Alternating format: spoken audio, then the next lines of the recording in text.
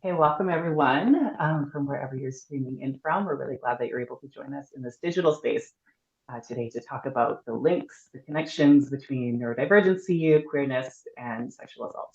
Um, yeah, my name is Felix Gilliland. I am lucky enough to work with Salal Sexual Violence Support Center. I'll share a little bit more about myself in just a sec in the project, but before we go any further, I wanted to offer just a quick land acknowledgement. So Salal is located on the territories of the Squamish, Musqueam, and Tsleil-Waututh folks. And if I think I'm correct in this, that is where Keitu and Heather are both streaming in from. I also want to acknowledge the territories of the Comox Nations, which is where Erinn and I are streaming in from. Yeah, and I want to take a sec to kind of ground us and offer some gratitude to the stewards of the lands, both over on the mainland and over on the island in the Comox Nations, are really doing a great job of stewarding the lands. We talk about stewardship as something that happens kind of pre-contact, but I think also it's important to acknowledge that that stewardship is still happening. The rightful owners, stewards of this land are still really doing a great job of calling us settlers into better ways of being in relationship with each other and with the lands. I was reflecting on that this morning, that as things are getting hairy, scary out there, especially for queer folks.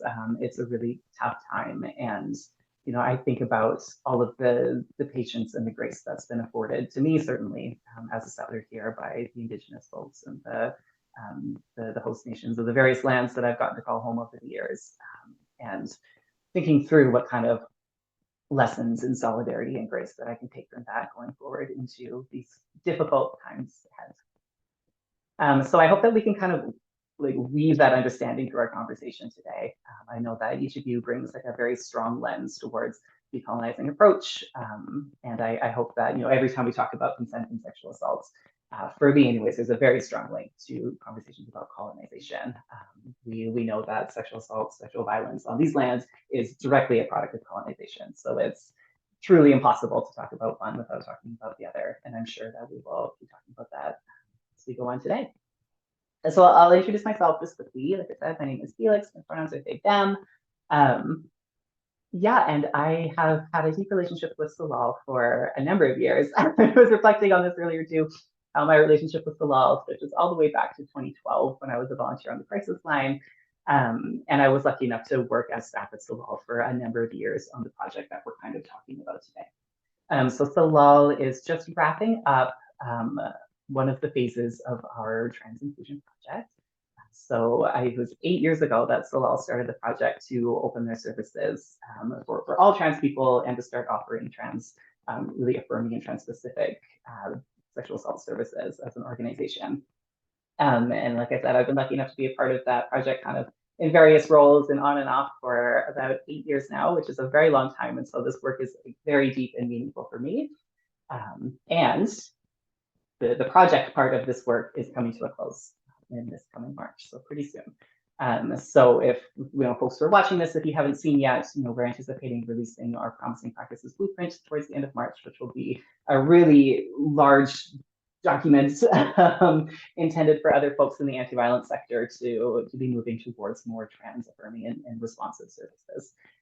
It's been a labor of love for 8 years, and there were a lot of things that were learned along the way, a lot of things that we didn't necessarily anticipate 8 years ago, and this is one of them. So starting to work to do better for trans and queer people as a sexual assault center, one of the things we learned very quickly was that there's this connection with neurodiversity and neurodivergency that really needed some attention. And so it was important to me that, as we're wrapping up this project, we really carve out time and space to have this conversation with folks who really know what they're talking about. And then I'll just locate myself in this as well. I'm a neurotypical person, which is to say that I'm here very much in a learning space.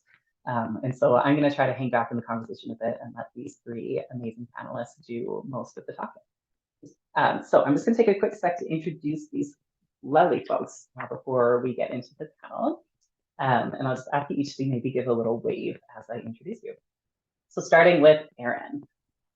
Erinn is a queer trauma therapist based in the unceded territory of the Comox First Nations on Vancouver Island.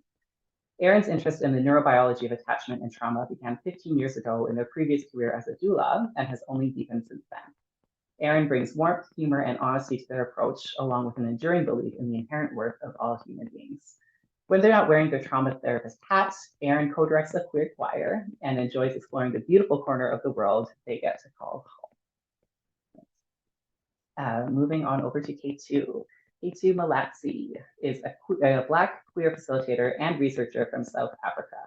Currently the education coordinator at Community, Keitu is committed to fostering the connection to community and transformative learning for QT BIPOC people. With over 4 years of experience in education and community programs, her work is led by the desire to see beautifully, radically safer futures for her communities. When she's not in curriculum development mode, you will find her reading or listening to a podcast. Welcome, Keitu. And finally, we have Heather McCain. Heather is Executive Director of Live, Educate, Transform Society, Let's, a nonprofit they founded in 2005. If I can tangent for a moment, Let's does such incredible work. And if you're not familiar with them, you should stop this recording and go Google them right now because they're awesome. We're really excited to have Heather. Heather's own experiences as an asexual, disabled, neurodivergent, queer, trans person led them to become a well-known and respected advocate, educator, and speaker. Heather is proudest to be called a CRIP doula. This is a community-given disability justice term for someone who helps disabled people navigate our complex systems, providing resources, support, and building community. This title was gifted by community members who have felt the positive effects of Heather's work. So glad to have each of you here, and I know that this is going to be a really, really juicy conversation. Okay, let's dive in. So as I said, we put together this panel as part of Salal's ongoing work to create relevant and responsive services for queer and trans people. And as I said, 8 years ago, we did not anticipate. I remember the moment we were like writing the kind of project plan and the grant application for this work.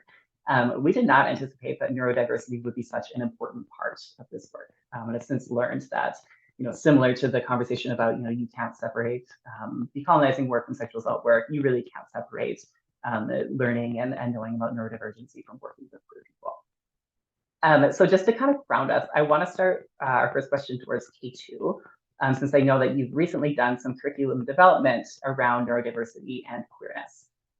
So can you tell us why understanding neurodivergence is part of understanding queerness, and kind of what's the link between these two things? Yeah, thanks, Felix. There's a couple different perspectives we can think of this connection between neurodivergence and queerness. And there's actually some terminology that might be helpful for folks. I will say that some of these terms I don't use to self-identify, but the more I do my learning, the more I'm understanding the frameworks that work for me in my neurodivergence. So the encouragement is always for folks to go and do their own learning in addition to anything that they are ever told about. So do with that what you will from what I'm about to say. But if we take a very intersectional look at things, is that for a lot of folks who are neurodivergent, they may also be queer. In fact, there's like a strangely highly elevated rate of that, where we see lots of neurodivergent folk identifying as queer and gender diverse. Some studies which were done across youth showed about 10% of people who identified, who among like a study of folks who are neurodivergent, who identified as gender diverse, but specifically trans. So it is something that we see as a big pattern. However, there isn't necessarily like a causal relationship. So I want to make that clear, that somebody being neurodivergent doesn't necessarily mean they're queer, and somebody being queer doesn't necessarily mean they're neurodivergent. I don't want to conflate those terms, but we just know that 2S LGBTQI folks experience elevated rates of neurodivergency. So like that can be autism, ADHD, and other diagnoses such as like eating disorders and some personality disorders, or what we've come to know as personality disorders. And for folks whose identities, their queer identities, is really intertwined uniquely with their neurodivergency. They might use the term neurogender. That's a bit of an older term. A newer term that's emerging is neuroqueer. And neuroqueer has two different ways to think about it. So if we look at neuroqueer as a verb, it's actually talking about the practice or process of queering, which we can think of as being in defiance, disrupting, subverting the performance of neuronormativity and heteronormativity. What we understand those two things to be and how they're actually intertwined with each other, right? So if you're neuroqueer, or we use neuroqueer in a verb, we're talking about queering how we understand the performance of neuronormativity and heteronormativity. But we can also use neuroqueer as a identifying label as well.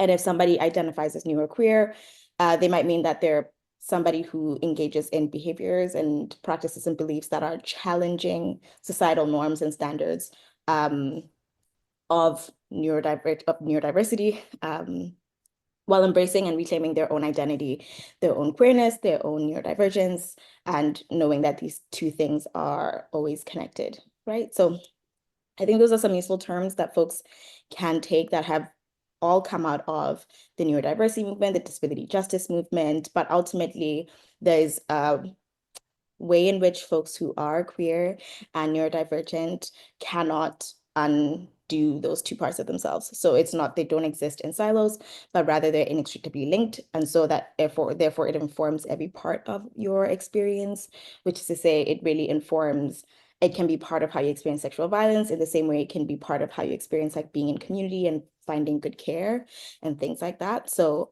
I'm sure folks can speak to it more. But yeah, that's where I'll start. Thank you too. Yeah, I remember, when you were developing that curriculum around neurodivergency and queerness, we were in some conversation about it. And one thing that really stood out to me from it was this beautiful, I can't remember exactly how it's phrased, but one of the questions that gets posed a lot is like, what is the deal with this overlap? Like, why are so many neurodivergent people queer? Why are so many queer people neurodivergent? And the aha moment for me was this learning that that's actually not the right question. I think this conversation about neuroqueer that you're sharing with us is kind of more the question about how do these two things kind of overlap or intersect to create a unique experience.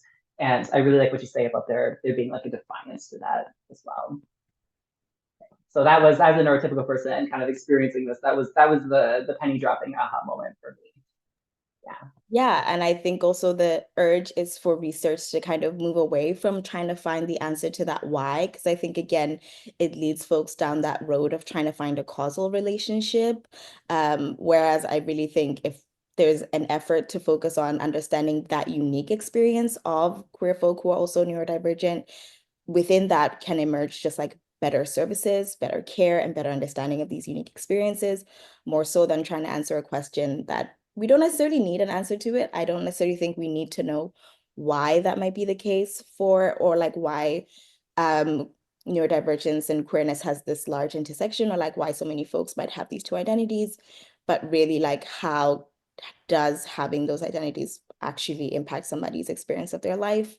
And what does that mean for the kind of care, support, community they might need? Yeah. Great. Thank you for that. While we're here sort of looking at the intersections of queerness and neurodivergence, I wanted to talk about asexuality as well. And this is something that Heather really brought to the conversation, and I appreciate that. So let's start with you on this one. I'm curious what other folks will have to say about this too. Similar to the question towards Keitu, what is the link between neurodivergency, queerness, and asexuality? Yeah, so research has shown that neurodivergent people are about 7 times more likely to be asexual than non-neurodivergent people. So there is a high rate, and it can be attributed to things like sensory issues. I thought I'd kind of go over what asexuality is, because a lot of people are not familiar with it or not as familiar.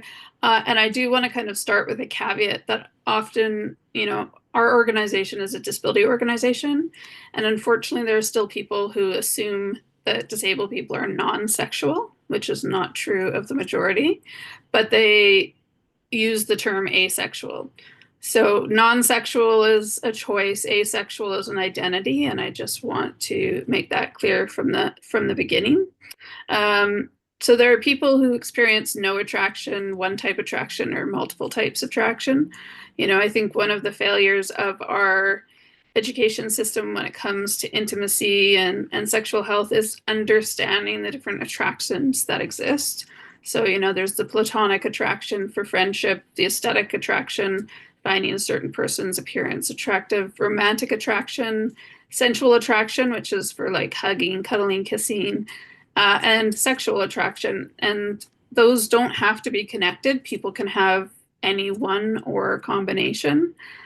And many asexuals, these are people who experience little to no sexual attraction for others, and this is experienced on a spectrum. And it's the same for aromanticism, which is people who don't experience romantic attraction. I happen to be someone who's both asexual and aromantic, and we're often told that aromanticism and asexual sexuality is not real, that it needs to be fixed, that it is to be pitied, that it means the person's broken, or that it's temporary and that the person just needs to find the right person. We're often told that, at least we don't have to worry about heartbreak or relationships, which is untrue, as aromantics still have platonic relationships that can cause heartbreak. And a lack of knowledge around this deeply affects people with these identities. So 71% of aromantics experience suicidal thoughts, as 66% feel alienated from family and friends. Something that you can look into further is called amatonormativity, which is the widespread assumption that everyone is better off in an exclusive romantic long-term coupled relationship. That everyone is seeking such a relationship and that it's a universally held goal and the norm. And I think it's really important to kind of bust down some of those myths. I'll share my experience, which is that I have never been sexually attracted to anyone. I've never been romantically attracted to anyone. I do have attractions that are more like appreciations. For example, I am aesthetically attracted to a person's look or attracted to someone's humor or kindness. However, these attractions are momentary and I feel no need or desire for them to lead to sex or romance. They do sometimes lead to getting to know the person better and having a friendship. I have intimate relationships with strong emotional connections that are purely platonic. So I love friends, families, pets, and I benefit from these relationships. However, I have no need for a sexual or romantic relationship. And these two identities represent a very broad spectrum of experiences. So some people like cuddling but not sex. Some enjoy self-pleasure but not sex with other people. Some want romance but no sex. I'm an asexual person who does not and has never had sex. Some asexual people do. Some may have a libido but not act on it. Others have sex because they're in a romantic relationship and it's important to their partner. Some like physical touch like cuddling but don't feel the need for sex. I'm an aromantic person who's never had a romantic relationship. I have loved and love people but never been quote unquote in love. Some aromantics do seek physical intimacy while others don't, and some are in long-term relationships. I'm a romance positive aromantic, which means that I enjoy watching movies or reading books with romances, but I don't need or want that in my own life. I can also enjoy and support people in my life in romantic relationships without wanting it myself. Other aromantics are romantic indifferent or romantic repulsed. I'm a sex positive asexual, so I don't personally seek out sex, but I want others to have whatever type of consensual sex that they enjoy. And some asexuals are sex indifferent or sex repulsed. And so there's often a conversation about that crossover with neurodivergence and asexuality and how because of sensory issues, that may be one of the reasons that there is that crossover, particularly for autistics. And another thing too, I think, is just kind of like there's a lack of talking about how no can be a complete sentence. And often it's okay to not want to have sex, but that is not a conversation that is had. And people are often pressured into relationships and constantly wonder why it's not fulfilling them or why their experience within those relationships are not the same as, how other people are describing them. Like I remember as a teen, like I just assumed that at some point I'd start dating and something would kick in that seemed to have kicked in with other people. until I found out about asexuality, and then was like, oh, like you talked about the penny dropping for yourself, Felix, like that was kind of a penny dropping for me. There was a name for something that I had felt within myself for such a long time, but not something that I had seen. And still to this day, there is only one movie I can name that I've ever seen that didn't have a sexual or romantic relationship with it in it. Taika Waititi did a Thor movie, and I can't remember like where it is in the series, 3 or I think. But while there are people who definitely, kind of have the hots for each other, there's no sexual or romantic relationship in it. And like that was something that was pretty profound for me because I'd never seen that before, and something that completely went over other people's heads. And I think that's the thing, is that our experiences just aren't talked about. I think that neurodivergent people are left out of a lot of conversations about sexual health. And so when they get into rooms, often they have to kind of divide themselves. Am I going to speak to my sexuality? Am I going to speak to my neurodivergence? How do these two things come together? As Keitu was talking about, it's about that unique experience of the person. And when they don't even see themselves represented within the, resources and information that's out there, they don't know how to begin that conversation, right? I remember seeing a post about someone who had been wanting to bring up the conversation with their mom about asexuality, and their mom saw a documentary on Netflix about asexuality, and the mom was just so relieved, because she said, I no longer feel like I'm broken. And unfortunately, there's a lot of neurodivergent people who are asexual, aromantic, who have been made to feel that way. They are absolutely not. It's a valid identity. There's ways to celebrate these identities and find other people in community. And, there's a way to kind of unlearn the messages that we've been told throughout our lives, that continually talk about how, we're all supposed to be wanting this, two-person relationship. And I think one of the great opportunities with queerness is to kind of really bust what a long-term relationship should be, right? Like it can be two friends that are raising a child together, or it can be, 5 people in a household that are all looking after a kid, or it can be, people who don't want kids who have bought a house together.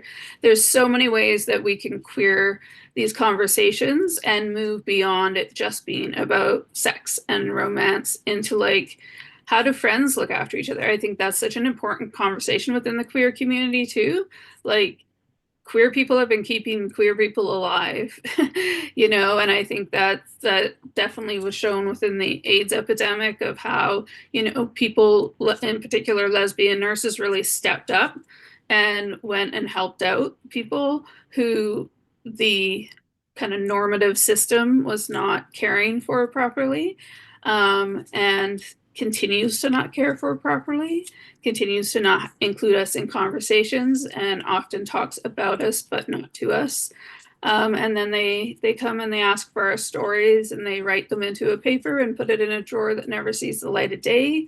And so I think conversations like this are so important for people to be seen. I do gender and sexuality workshops, and I have had several people contact me afterwards in tears because they've never seen themselves and their identities included in a talk before. And the fact that it opened up, and they finally had like the vocabulary to begin to talk about it.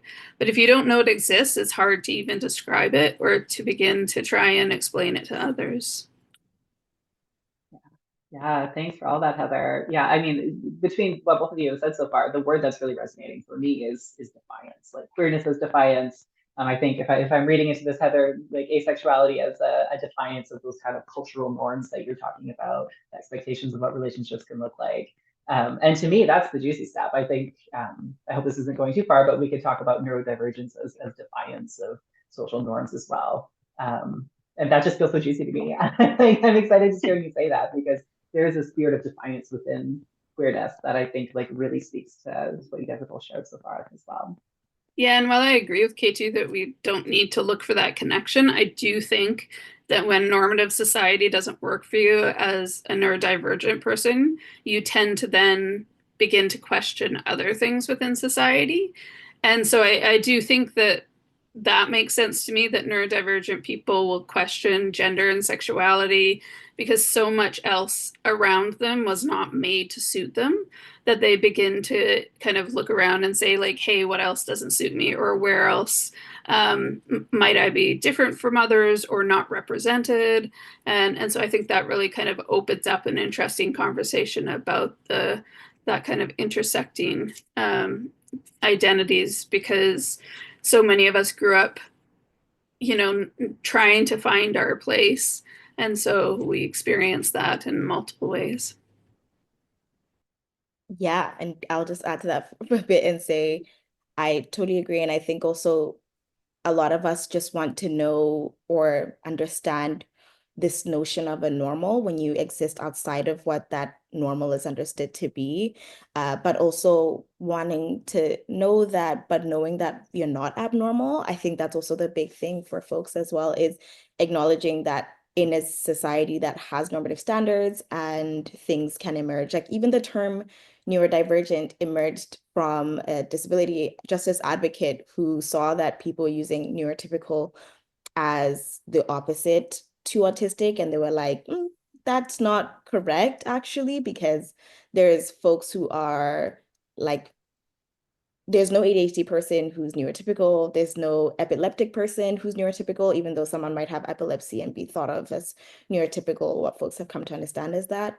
So I think there's also this constant wanting to reframe this imposed abnormality on queerness, on neurodivergence, and on the identities that folks hold as well um, in kind of the work that folks do, but also in using some terms like neuroqueer and neurogender, as well as also being able to use identity markers like asexual for a person. It's really understanding that there's lots of normative standards that a lot of us actually are not represented within those. And what does it mean to live as a person, be called abnormal, but to know that that isn't actually what you are? Maybe if I can jump in, I just want to say I really love what both of you are saying about, if I'm hearing this right, this sense that there's differences. There's so many different ways to have our brains wired, so many different ways of being, kind of in relationship with other people, or how we want to be in relationship with other people, and that those differences aren't better or worse. They're just different. And for me, I think the part of what I love about even the fact that we're having this conversation is that the better that we can understand those differences, and how different sort of points of intersection among those differences, like you were saying, Heather, how that looks and how that is for different people, the better we can show up and support them as service providers. Heather, especially when you're talking about relationship models, I was thinking about, I have some dear friends who they're both neurodivergent, both queer. One of them is asexual, the other one has chronic disabilities, and they have a platonic nesting relationship, nesting partnership, and they love it. Like it just works for them so well. Yeah, and I think I just love that there are so many models out there, and this idea of sort of like, queering or pushing the boundaries, and acknowledging that there is more than one way to be healthy and happy and live a fulfilling life. I just think it's great. Yeah. Yeah, and if Erinn, Erinn is, I think I mentioned, Erinn's a therapist, a counselor working with people. And so I've heard you talk a little bit about kind of the sense making that people do around their identities, especially when they're like non-normative or in that place of defiance.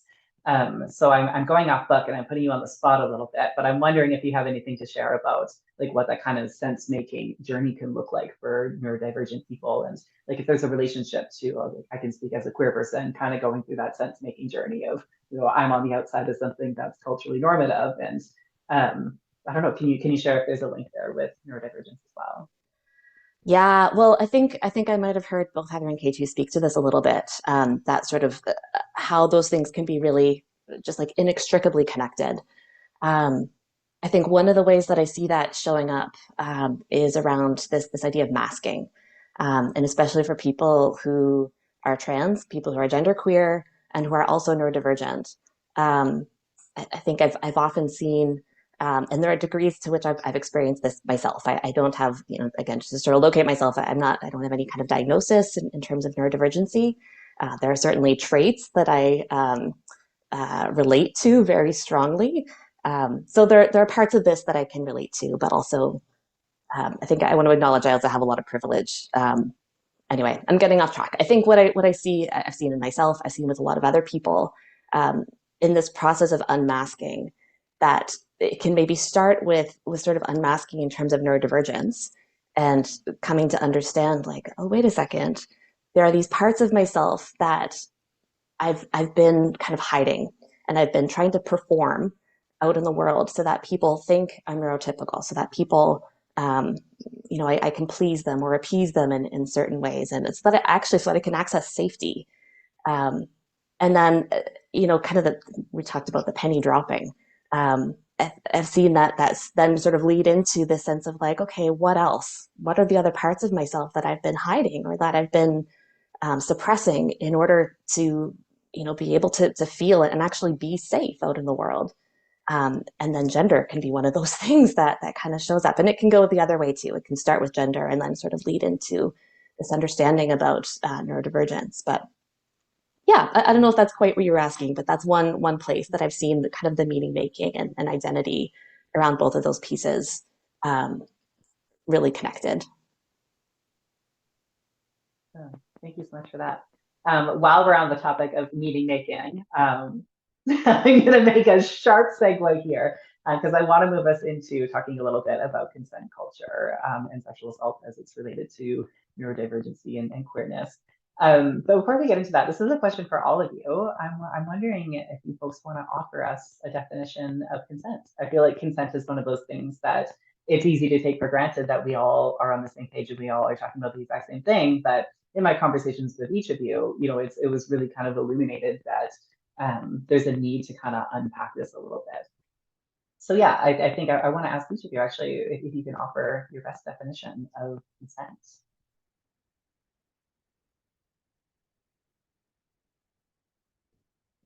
Joe and I'll jump at once.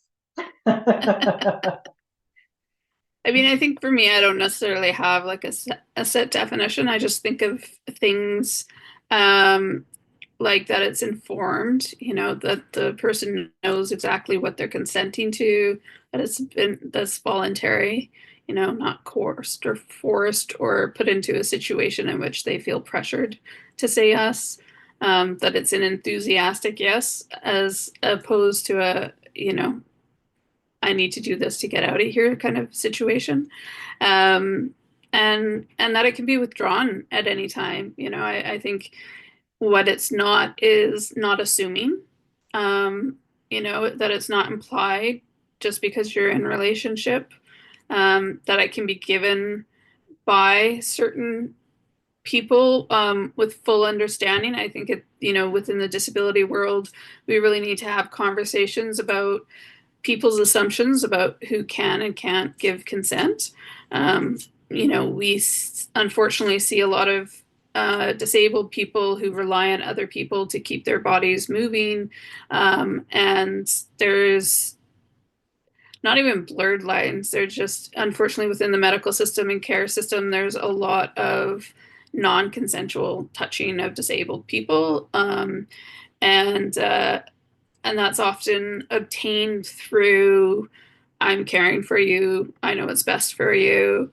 And so that is not consent. Consent is talking to the person in advance about what is going to happen and getting that yes, that is enthusiastic, that is informed, that is understood, and that you do that every time. Just because you've previously, say, washed someone with a disability, it doesn't mean that you can just automatically do it again.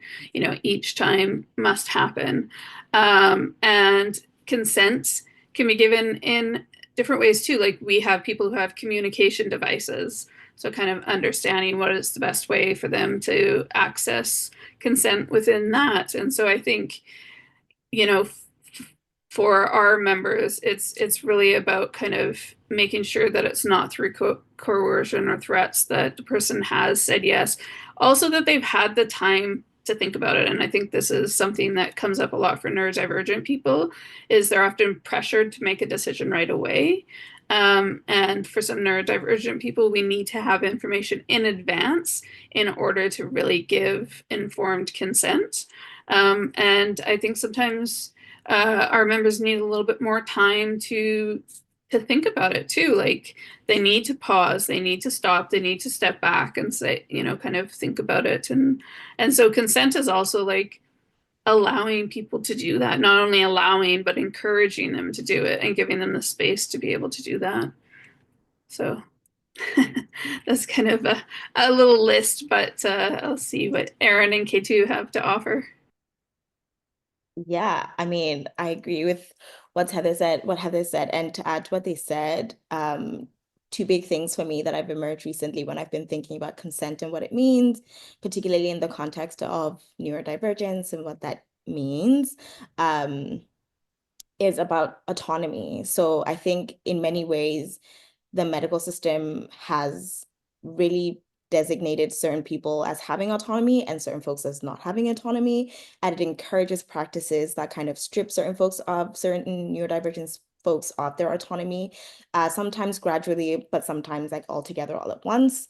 But it's this, for me, part of how I understand consent is being able to allow everyone to be in their autonomous choices and behaviors, about honoring everybody's right to self-autonomy and essentially everybody's right to decide what happens to their bodies for themselves. And I think for certain folks, like I'll take even families, for example, that are very well-intentioned, but who, for example, may have somewhat a child whose neurodivergence from a young age means that they require more complex communication support systems and things of the sort, where a parent might have assumed a lot of autonomy for this person as a child, and they struggle to untangle themselves from that. It's definitely problematic when they're children, but also some folks will just never untangle themselves from that decision-making power that they have and agency over their own children. And then they just struggle to understand that said child when they've grown up as somebody with autonomy, because they've never treated them as an autonomous person their whole lives. And it's been seen as okay by their doctors and everybody around them because it's seen as like caring for that person, right? But it's actually, I think, thinking about what does it mean if everybody has autonomy over their bodies, everybody, whether or not we understand them to be able to make that decision. What does it mean if we actually just said everybody could do that? And kind of coming from that prioritizing autonomy place. And then another big thing is also around like dignity and consent as being a practice of preserving dignity for folks. Personal dignity, allowing folks to make the risky decision if it makes sense, particularly with like medical consent. And we see this a lot also with neurodivergent youth who are also queer or might want to be coming out as trans, and basically everyone around them being like, are you sure? Do you really know? Maybe not. Instead of actually being like, well, I believe you. And let's actually make the steps to make sure you're supported. And some of these things might be risky for you or for your community socially, but also with your health, and allowing somebody to make that decision anyway, giving them the dignity to choose for themselves and to be autonomous. So I think that's also a big thing for me that's come up with conversations around consent recently, and thinking about it as something that exists. We talk about it a lot with sexual violence and sex, but also as something that is something that we're kind of constantly engaging in many ways in our daily lives. But for some people, it's something that they're just not offered. And that actually strips away so much autonomy and so much dignity from so many people. And it's very invisibilized in many ways because there's so much validation of that process, right? And with that process, we also invalidate consent and like what it actually means and who gets to consent as well, which is very similar to what Heather was saying and thinking about like who gets to consent. So those are some things I've been thinking about as well around consent. Not also a definition, but you know. This is so juicy. I love what both of you said about this. Yeah, I mean, I agree with so much. I mean, most of what both of you said. And I think for me, part of what I want to do is acknowledge that consent can mean different things in different contexts. So if we're talking about like a legal definition of consent, so say like if I need to go to the hospital and I need to sign an informed consent document, or it's say I'm going to counseling and I need to sign an informed consent document before I can access that service. So yeah, I mean, there is a definition of consent that says, well, you've signed the thing. Um, but the problem for me with that kind of like that gatekeeping model of consent is that it's really easy for there to be some form of coercion in the mix. Like if I really need that service, then and signing the thing or like giving my consent is a necessary condition for receiving that service, then there's some power dynamics in the mix that make it hard for me for it to feel like the kind of consent that I want for myself and that I want for the people around me. So the model that I really like, I love structure, I love a model, I love a system. So this person named Betty Martin has come up with this, I think, really cool model called the Wheel of Consent. And I'm not going to go into kind of all the details of it right now. If people are interested, you can Google it. There's tons of information out there for free, and there's like, workshops you can do a deep dive into if you're interested. But the gist is, so a quote from her book, she says, consent is not something we get or give, but an agreement that two or more people arrive at together. And so for me, there's a lot of implications in that really speak to some of what Heather and Keitu were both saying. To me, that implies that there's a process. There's like a back and forth kind of negotiation that's happening. There's a slowing down that's happening so that both of the parties can get all the relevant information, like you're saying, Heather, about informed consent. And there are some specific pieces of information that Betty talks about as kind of relevant to being able to give consent, especially when we're talking about sex and we're talking about interpersonal relationships. So one of the questions is, who is this for? Like, is this something that's for me or is this something that's for you? And then depending on who it's for, is this something that I want? Or is this something that I'm willing to happen? And where are the edges of my want? Where are the edges of my willingness? If there's something that I'm not willing to do, is there something else that sort of is within those edges and within the willingness?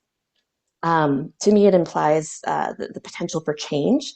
I think maybe Heather, it was you who spoke about this, the idea that consent needs to be ongoing.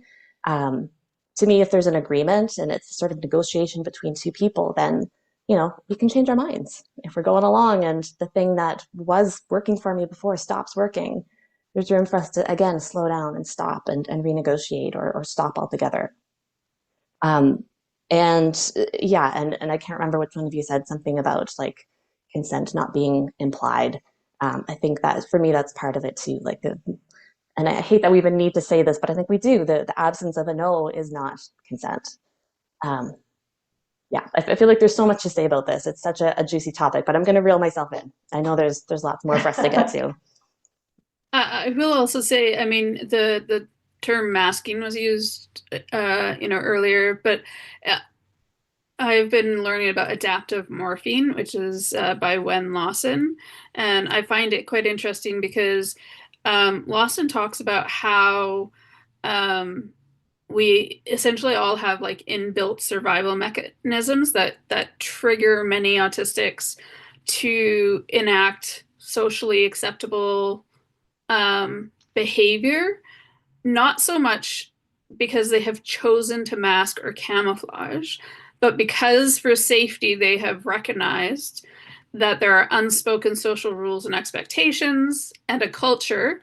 And if they deviate from this, there's negative experiences and expectations. And so I think that's a really interesting conversation around consent as well, is that are neurodivergent people consenting because they want to, or is it that they have found that conforming to society's social expectations and behaving in a certain way, even if it's contrary to their own nature, is what is more acceptable and rewarded and that they have morphed. They've used this as an adaptive tool in order to survive. And so instead of kind of choosing to hide parts of themselves and take on others' behaviors, it's really, I think, when Lawson says it's a subconscious response to real and perceived trauma, right?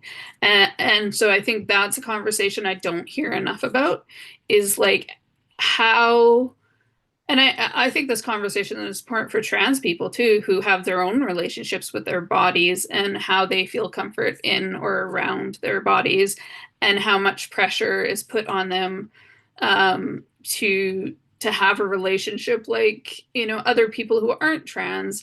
And so I think for both populations, it's like, do you know how to be in relationship with who you are, with your body, to feel comfortable, to not be responding because you feel that pressure and because you feel that there's that societal expectation? Like, do you even feel that you can say no? Like, as someone who's never had sex and who says that at workshops where people like audibly gasp as if I'm a unicorn, like how can I exist, right?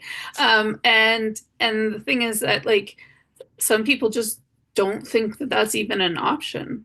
And so I think that's often missed in conversations about consent, is not just talking about how to say yes, but also how to say no.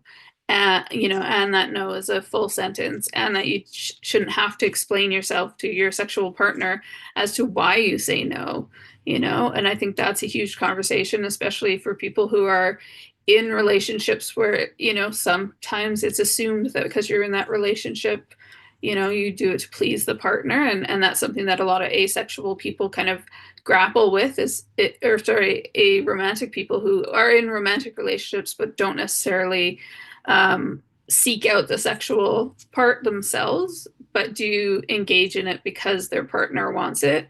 When can they feel comfortable in saying no, or how do they have those conversations? And I just don't think that there's not a lot of tools that are being given through the sexual health. I think there's a lot of like, here's how it's done, and not a lot of conversation for the different identities that experience this in different ways. And I say that too as a trans person who had to go through my own experience with my body and comfort and discomfort, and just knowing some of our members, they have a real hard time around consent and also in directing their partners as to what they feel comfortable consenting to, or where they want to be touched. And that's a whole conversation in itself. Like when we talk about consent being a yes, that may not be the end of it, because what is that consent to? Like, it's to have sex is kind of such a broad umbrella of what can happen within sexual relationships.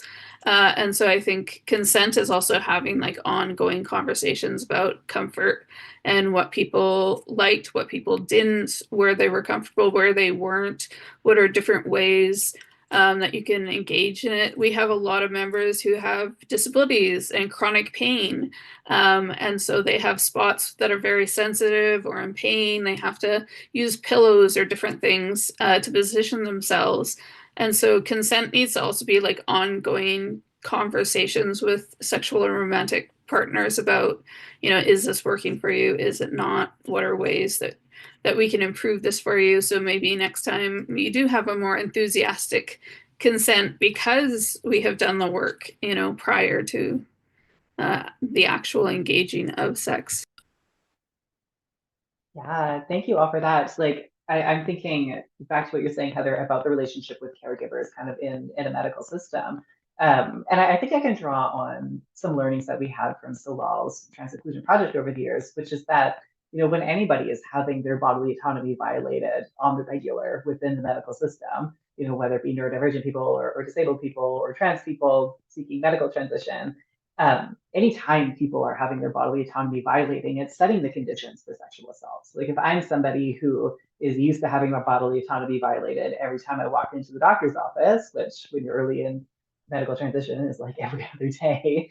If I've gotten used to that, it's going to be really hard for me to identify what a yes or a no feels like. It's going to be really easy for me to normalize people like stepping over my boundaries and violating my bodily consent. And so we can really directly see in both of these examples how these structural pieces actually impact people on the ground. You know, that impacts the folks who call Salal's crisis line, and it impacts the clients that we work with all the time. But anyways, that's a tangent as well. I wanted to talk a little bit more about consent and kind of the way that you guys have spoken to this a little bit already, but the way that we frame consent a lot of the time and like the communication of it. So I know that for myself, you know, as a neurotypical person and at one point a little baby feminist, I was raised on a steady diet of consent as being communicated in this very clear and specific way. You know, we're going to say yes or we're going to say no. And it's going to be clear and everyone's going to be exactly on the same page about what that means. And, you know, that's for good reason, because as you said, Erinn, we unfortunately still need to remind people a lot of the time that only a yes is a yes. And, you know, I think back to myself as a baby feminist learning kind of yes means yes, no means no. And, you know, since then, I've had a great number of really amazing teachers who have taught me to add some nuance and like dissect that piece a little bit. And one thing I've learned is that, you know, expectations around communication styles can actually be a site of ableism or neuronormativity. And I feel so juicy about this, and I've been eager to ask all three of you about this in the lead up to this panel. So this question is actually for all of you. What can consent culture look like that actually makes spaces for the different ways that people communicate?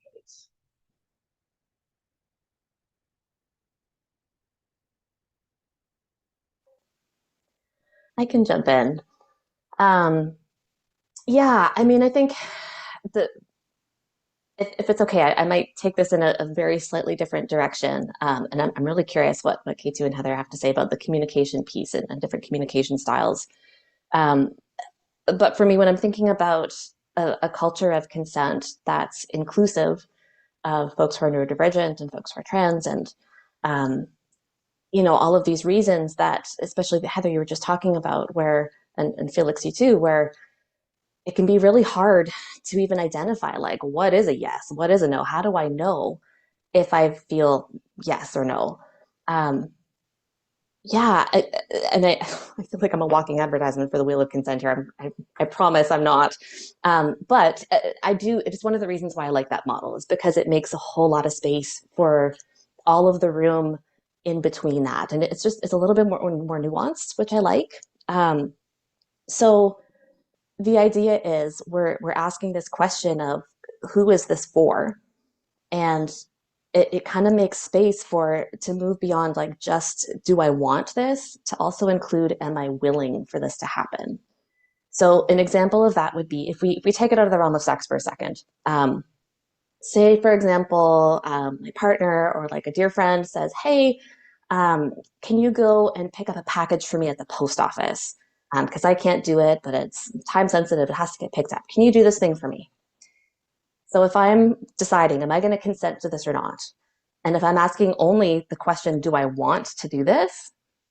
I don't like going to the post office. I don't like waiting in line. It's like, it's not my favorite thing. So probably my answer would be, no, I don't really want to do this. But if I'm also including in my kind of thinking about this, who is this for? And am I willing to do this? And I'm thinking, okay, this is for my friend. And am I willing to do this? Yeah, I actually am. I have time this afternoon. I have the energy. I have the capacity. This isn't infringing on anything else that I had planned to do. It's not like harming me in any way. And this is somebody who I love, and I like doing things for them. So we're like very squarely in that realm of willing, even though it's not exactly something that I want. I'm not enthusiastically like, I love the post office. This is my favorite thing in the world. But I'm still consenting, and I'm still like happily consenting to do this thing.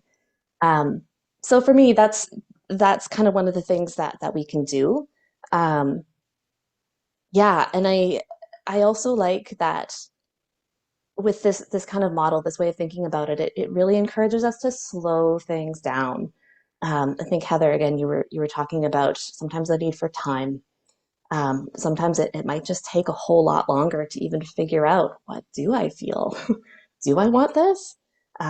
you know, and when we're talking about slowing it down, it might take a long time, like it might take a day, it might take a week for someone to really feel into like, is this activity that's been proposed something that either I want or that I'm willing to do?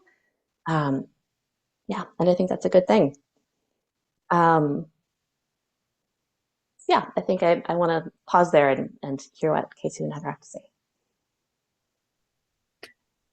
I get what you're saying about the willing. I think where there's some issues with that is that there are people who have been rejected by society who are willing to do things that they don't actually want to do in order to, you know, create social relationships.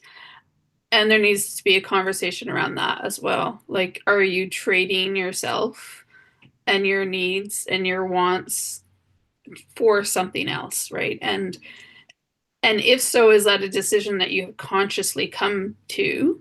If you've decided for yourself that that's right, you know, then that's your choice. But is it something that you've even thought of to begin with, right? Like, you know, because unfortunately that's been taken advantage of within the disability and neurodivergent community, that sometimes people are willing to do things because, you know, they haven't had acceptance in any other way. I also think, you know, I do disability awareness training, and it's interesting because I do it for the city of Vancouver, and they asked me to do a section on how to talk to neurodivergent people. And I was like, I get what you're asking, don't like the way you asked it. I'm like, I will create a section on neurodivergent and non-neurodivergent communication. I don't use neurotypical because I think that's ridiculous. There is no typical. And you know, like, one of the things is that some autistic or neurodivergent people are very literal. So they need to have it spelled out in advance what they're saying yes to. And when they can say yes and no to things, right? Because often when you're in the moment, things are happening at a pace faster than you can think about. And it feels like if you said yes at the beginning, that yes continues on to all the activities that you're participating in.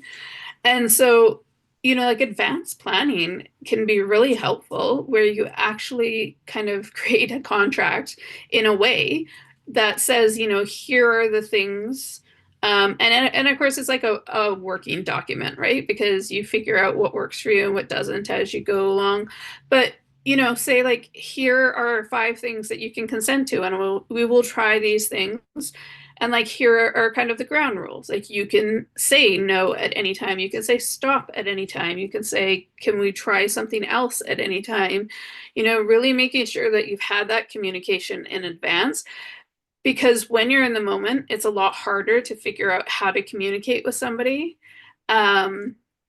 And so it's good to have that conversation in advance. Also, our language is filled with idioms.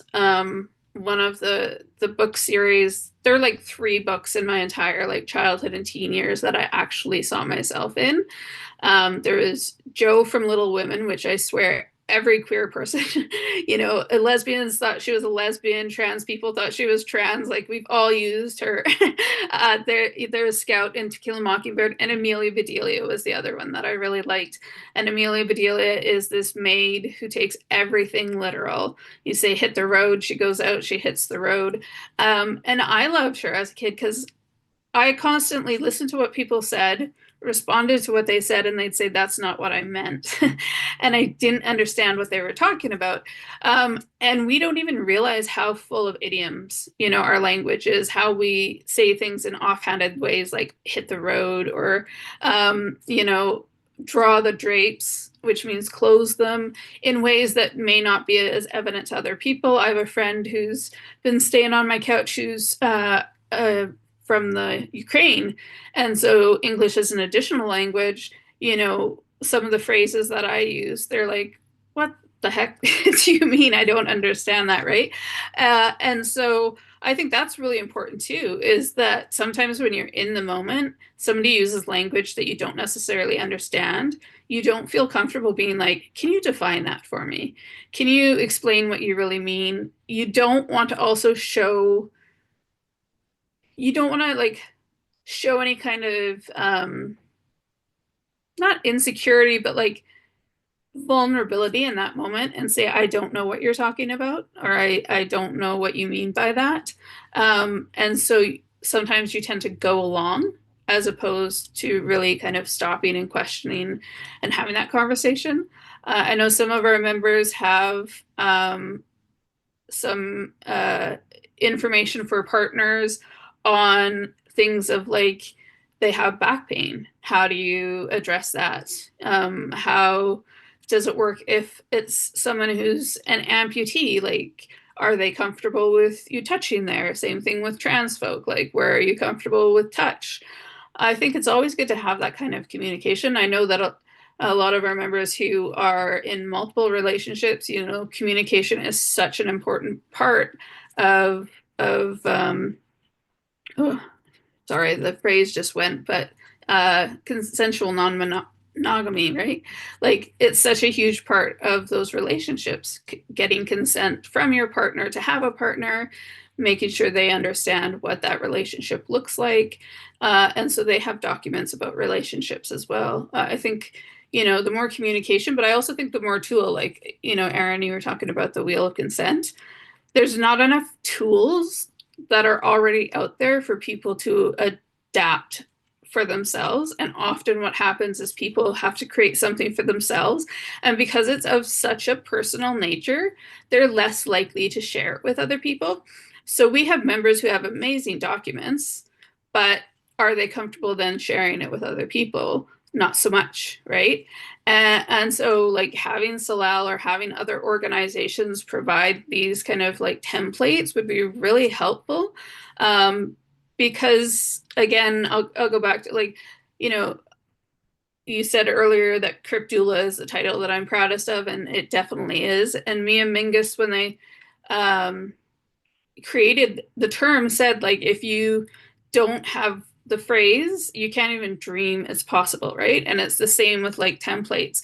If you don't even know that other people make these kind of communication or relationship contracts, or I don't like contracts, but you know, like documents that set out kind of comfort, then you don't even think to do that yourself. And if you are of a population that has less sexual health information than other populations, you're even less likely to access that.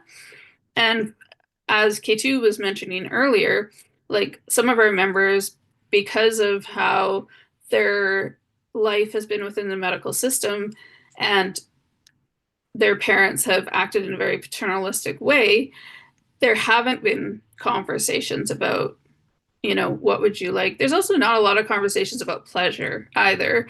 Like, there's not a lot of conversations about what do you like, not just will you do this, but what do you like? What are you comfortable doing? What do you want to do, you know?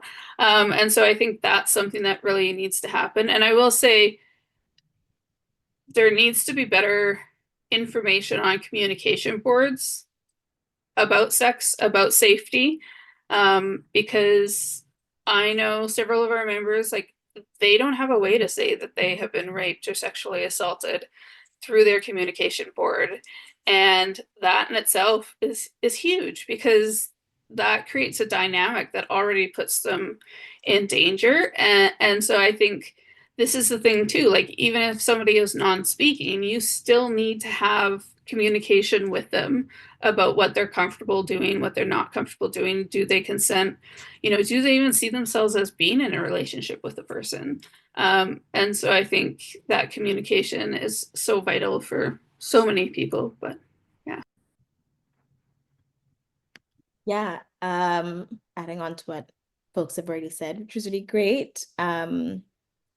I think what I've been thinking about as well with communication and really communication and consenting is also moving away from this shame that exists with all these models that we have. I think there's there's lots of conversations of this, or at least when I first moved here. So for context, for folks who might not know, South Africa has like a massive rape culture. Like rape culture is huge. We were for a long time, and in many ways kind of still are, the rape capital of the world. So when you are in this environment where there's just like heightened sexual violence, heightened conversations around sex, you kind of taught consent in a very different way for safety reasons, honestly. Like how we're taught communication, how we're taught to consent, particularly for folks who are women or femmes, is because of like how disproportionate you might be experiencing that violence. When I first moved here and folks were having conversations around like, it's sexy to communicate or it's great to communicate, I was kind of like, oh, okay, I hadn't even reached that level of thinking around like consent, because I was in this environment where survival was like paramount, right? And within that, like, what do you do to keep yourself safe?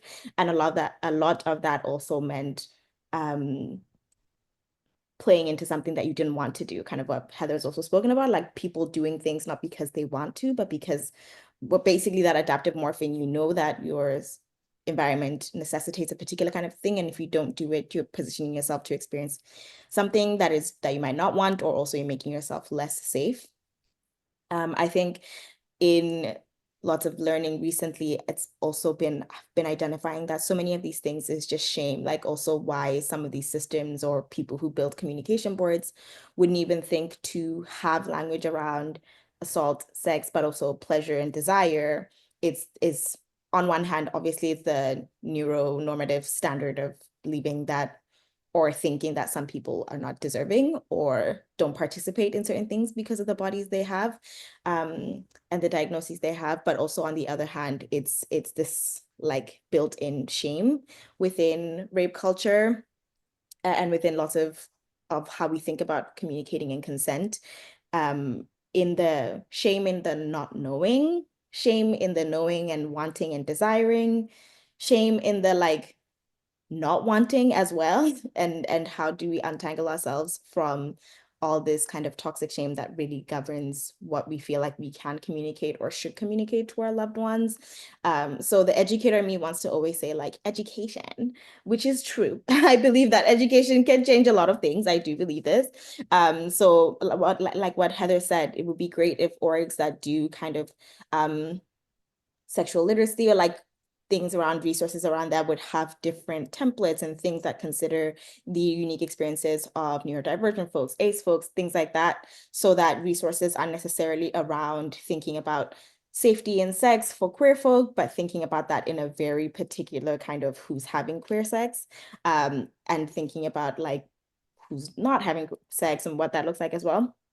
So I do think some of it or a lot of it can be in that education and folks who are doing this work, folks who build communication boards, having folks who actually have lived experience in the room to say, hey, this is not representing this person. How can we try to, and we'll never be able to capture everybody, unfortunately, with education. You kind of do have to understand that certain things are not going to resonate. There's no universal answer for a lot of things, but how can we capture more and more folks' experience and who can we have in these rooms? Like, it's not lost on me that all of these curriculums and things that are developed for folks, it's very much talking to people, but it's not actually for them or written by them as well. So how do we move towards a model that really has people's lived experience at the center of it as well, and informed lived experience as well, which is to say lived experience is one thing, but also you kind of need it with the learned experience, or like things we can learn as well, and understanding of systems, and having those things together can really start to change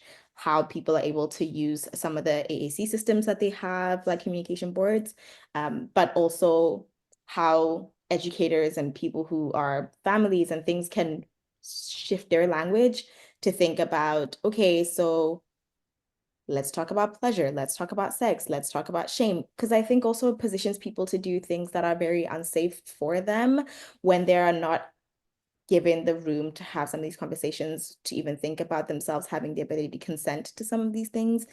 And I think there's so much that lives in here that's really complex. Like you were saying, Felix, if you're somebody who's constantly experiencing like you're not consenting to your body being touched, you kind of get into this particular kind of relationship with your body where you might not even be identifying some of that violence if and as it happens to you, or you might be kind of changing it to make it make sense because of how much you're experiencing it.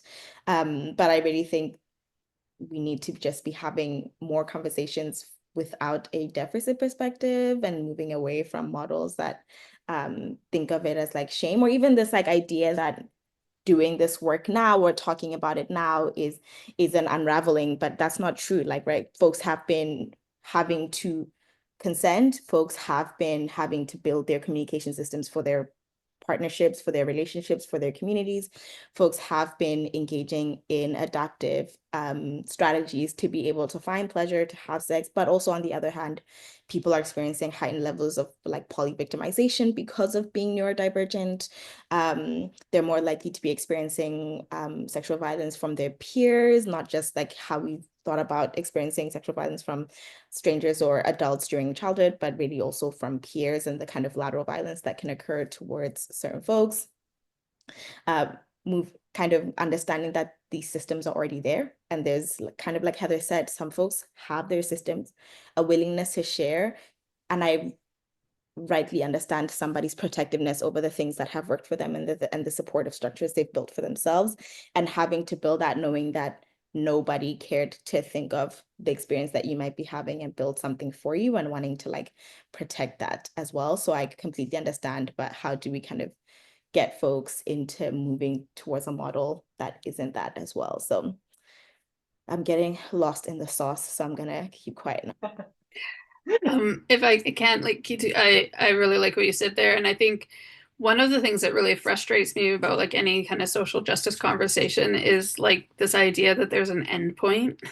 Like there's a point at which you have officially unlearned anti-racism, or that you have actively worked against ableism. Like there is no end point. This is an ongoing journey of learning about other people.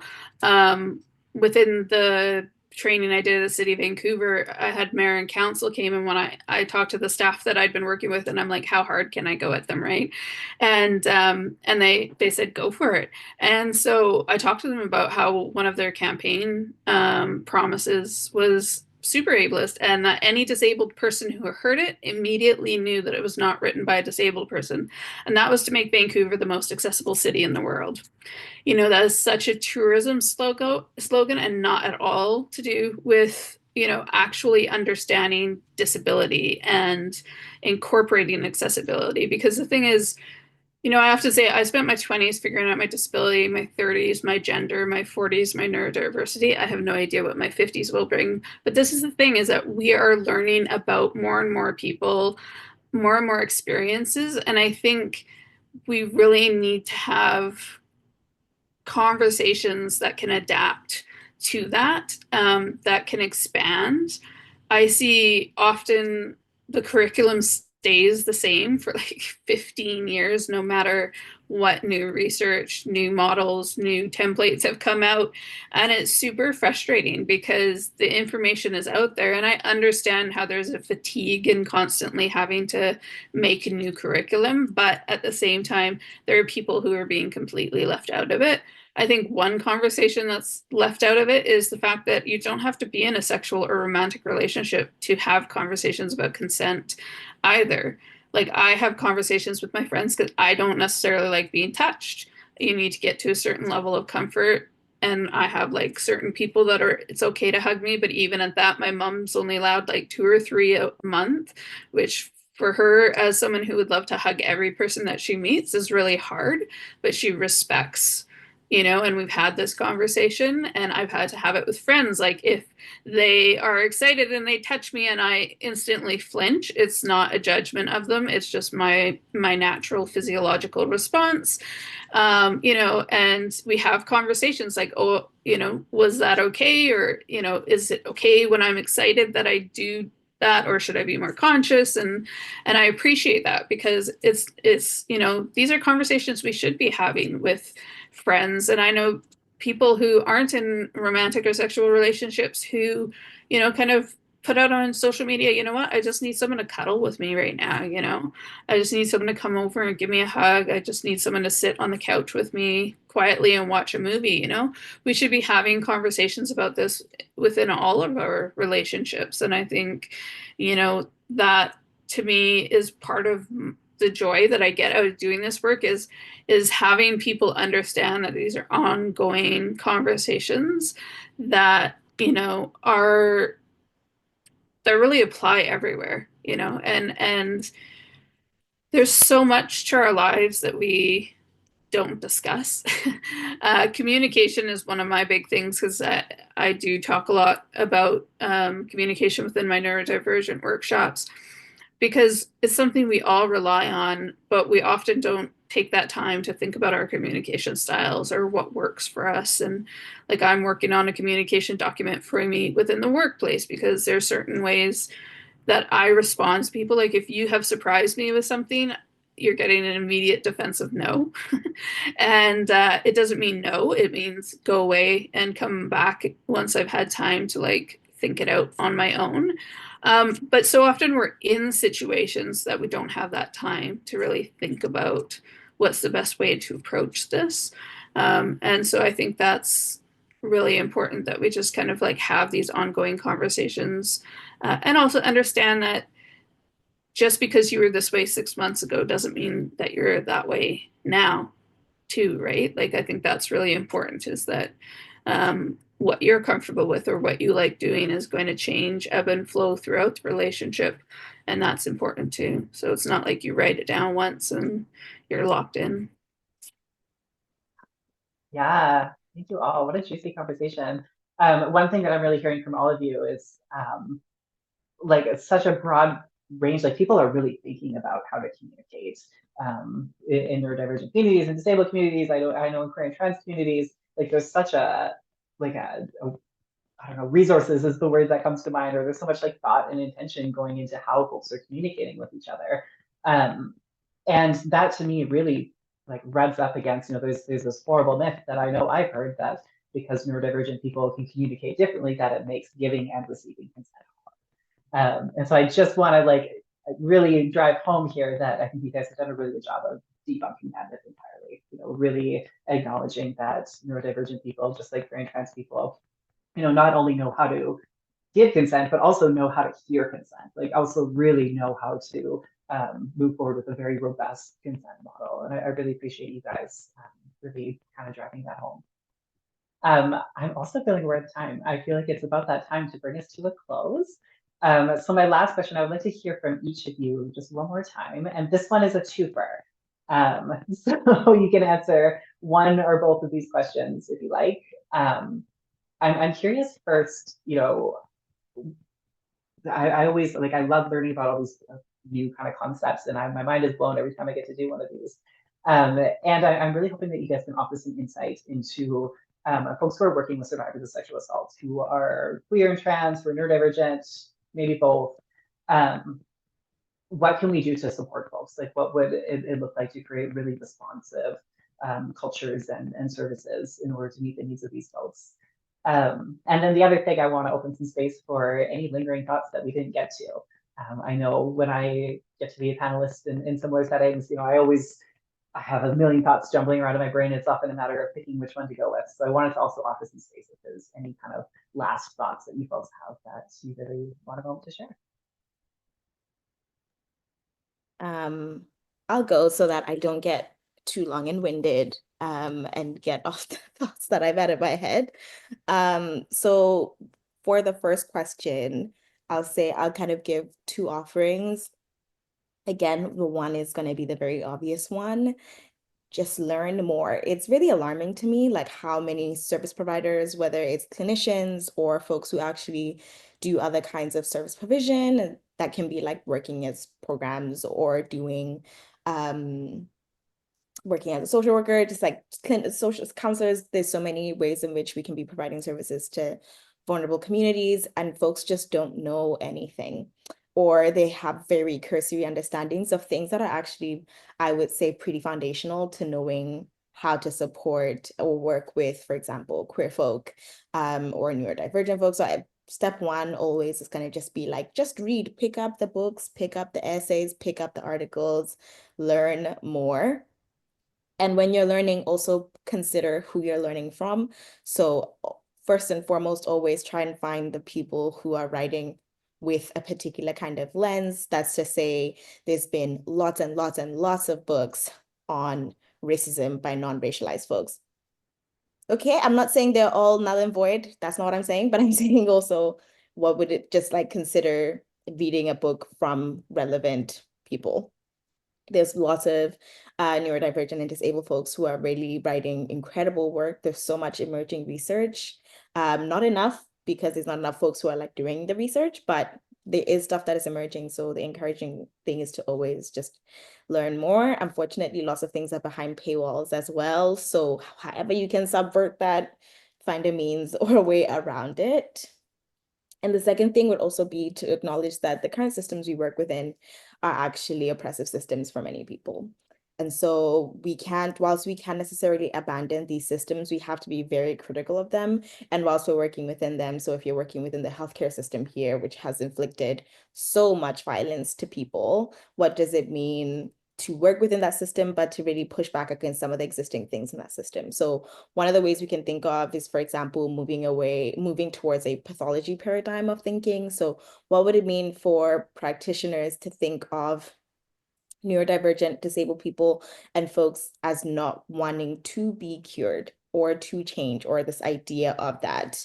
And what would it mean to practice from a lens that didn't necessarily prioritize that? I like to go back to this quote from Jim Sinclair, where they say that my personhood is intact, my selfhood is undamaged, I find great value and meaning in my life, I have no wish of being cured, of being myself, you know? And for people, how much of these systems is really around people wanting to make you fit into a particular normative standard, but really folks are not getting care to be able to fit into a standard. Whilst folks might be getting care to be able to feel like they can navigate the world better, that doesn't have to also mean that people need to change themselves to be able to exist in this world. So be critical of the systems you work within and push back against things when you can. Things don't change without people just doing the change. Instead of us kind of talking about the change, theorizing the change, practitioners and folks who are boots on the ground, if you're a service provider, you just need to change how you do your work. You need to change how you do work, even within a system that really pushes you to do work a particular kind of way. Find ways to push back against that. And in terms of like last things I want to say is going back actually to the beginning, and when we're talking around queerness and neurodivergence and that intersection and that meaning, is also thinking a little bit back to that why question, which I don't love to answer, but thinking again of like a why. Going back to my aha moment that I had, Felix, in some of this curriculum development as well, was really, which it shouldn't have been that much of an aha moment, considering that I was familiar with the social model of disability in many ways.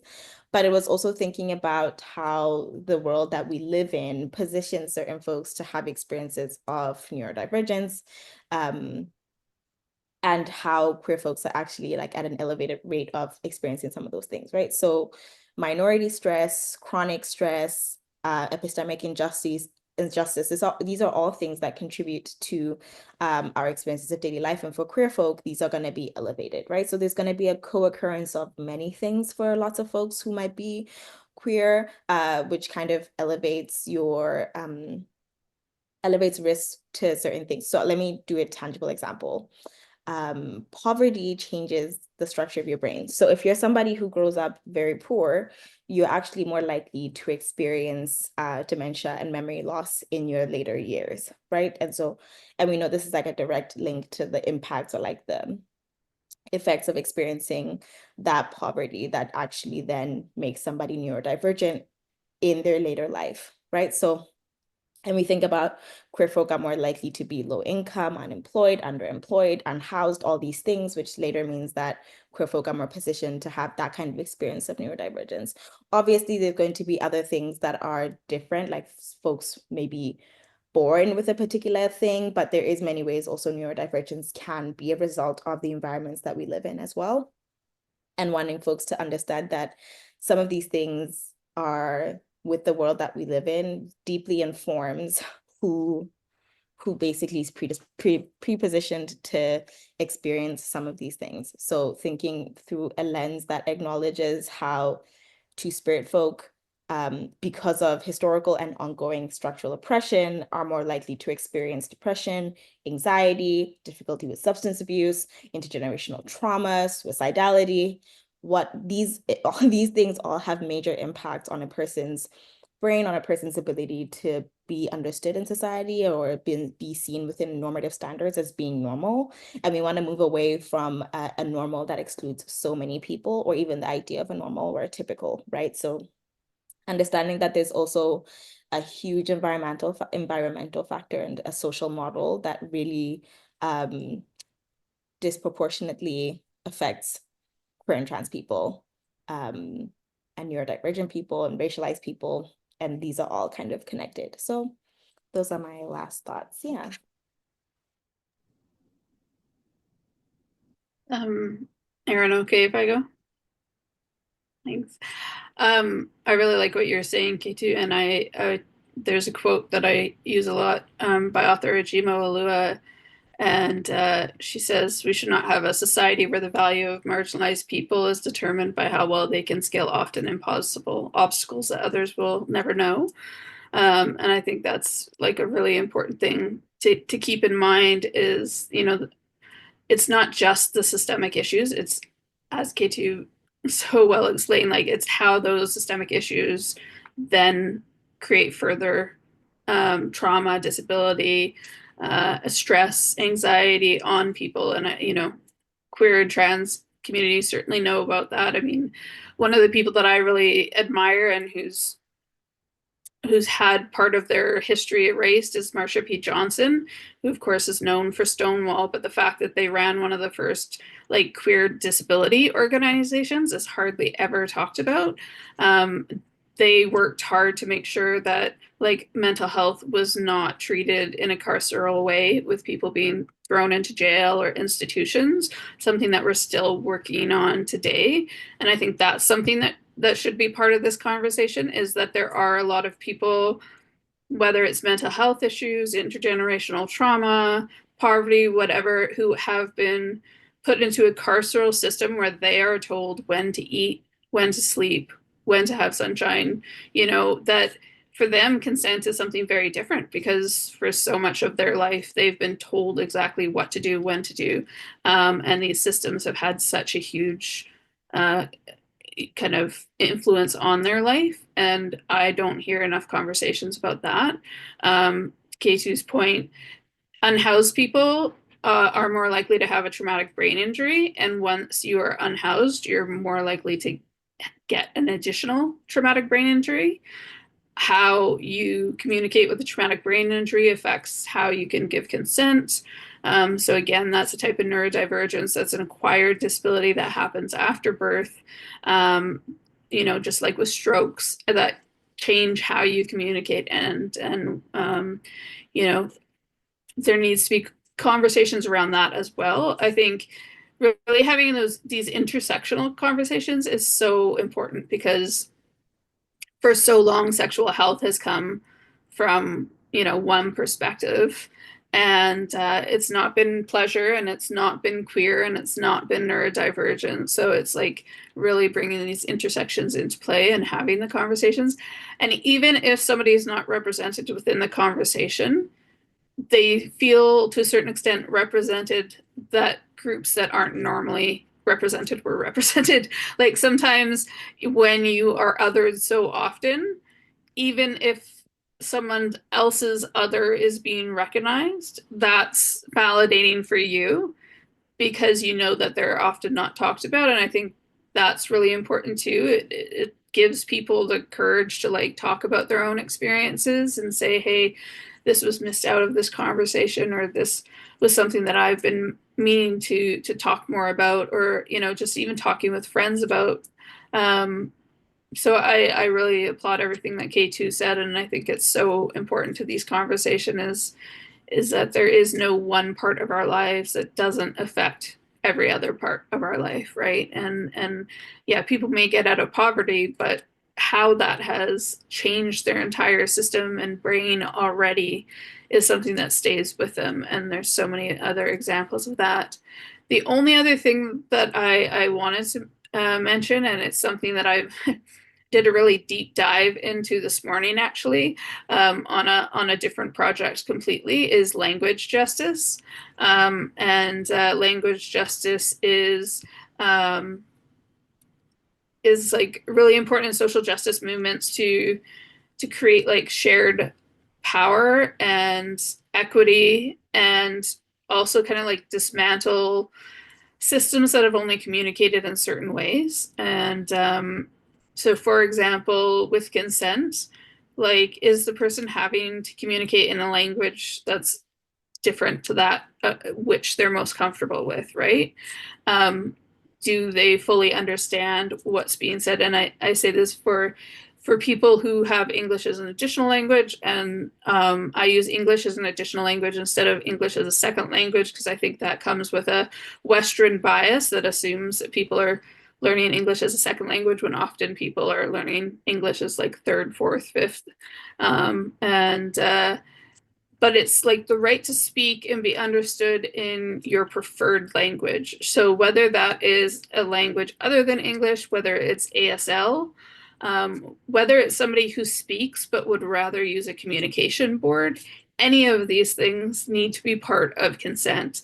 What is the way that you feel most comfortable having these conversations? So for some relationships, I see people want to have everything done spoken, and their partner wants to like be able to read it and take time with it. And so I think that's something that should be brought into conversations about consent is like language justice. What is the best way for people to access information, both learning about sexual health and sexual rights, sexual consent, but also just like being able to talk for themselves, training interpreters to be able to have these conversations. I mean, I think it's great that ASL, there's queer ASL and there's more incorporation of different identities within that. I think that's great. We need more of that. We need to have more spaces where people are able to communicate in the way that best suits them. And also, like, speech is another way that people have been told by systems and people that it has to be done in a certain way. And so they change it when they're in group settings and they're more comfortable in ways that they communicate with their friends. And I think we need to kind of like be conscious of the fact. And I think this speaks to like having templates, just understanding. It's always good to see that there's multiple templates for different languages. There's templates that have like plain language and has documents that have lots of pictures, or that's broken up more because like people with ADHD see a full sheet of text and they completely, they just aren't concentrating anymore. It was too much for the brain, right? So looking at all these different ways that we can incorporate accessibility into communication and language, I think is really important, because just having it one way is kind of how our systems have been doing it and has not been meeting the needs of so many people. So I really appreciate this conversation and everything that everyone said so far.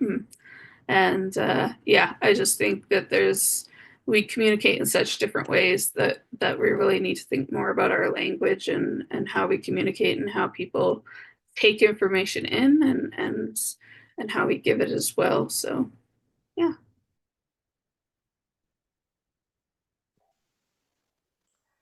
Okay, there's a bajillion things that I want to say, and I'm going to try really hard not to. I'm going to try and keep it contained. I know we're already over time. Sorry, Felix. I think because Heather and Keitu, you've both just done a beautiful job of talking about kind of the systemic, bigger picture stuff. I think I want to zoom in a little bit and speak to some of this as a trauma therapist, because I mean, most of the work that I do, I mean, I work with groups too, but it's a lot of it's one-on-one. So I think if it's okay, I'd love to take this moment to talk a little bit about some of the kind of clinical principles and awarenesses that I think are really important for not just therapists, but service providers in general to have when we're working with folks at this particular intersection. And I will try and keep it contained. So I think this has actually already been kind of spoken to. I think we need to slow down, first and foremost, especially when we're doing trauma therapy. And to me, like if we're talking about working with survivors, we're probably talking about working with trauma. And if we're talking about, and Keitu, I think you really underlined this beautifully, when we're talking about, folks who experience any kind of the stress of being marginalized, we're probably kind of in the realm of talking about trauma there too. So it's not unusual that, at this particular intersection, there might be this sort of like stacking of stress response and trauma that happens in our nervous systems. So typically when we're doing trauma therapy, the idea is we're kind of going through and helping someone digest just a tiny little bit at a time, the emotions and the fight, flight, freeze, floppy survival responses that are connected with an overwhelming experience. And, we try and do this one little bite at a time.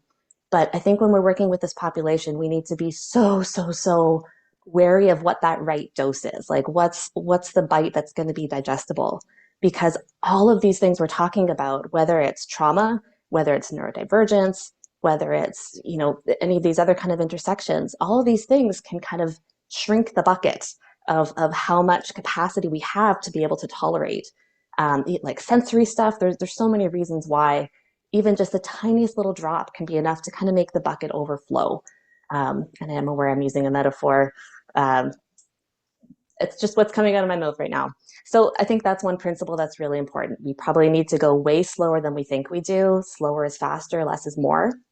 I think another piece, and this has sort of been alluded to, I think because of all of these things that we've been talking about, and especially Heather, I loved how you said it. What was it? Adaptive morphing? Was that the phrase? I love that. And I think because of that, it's really not unusual that at this particular intersection, we will find people who felt no to some degree and performed yes. And there's all kinds of reasons for that probably have to do with seeking safety.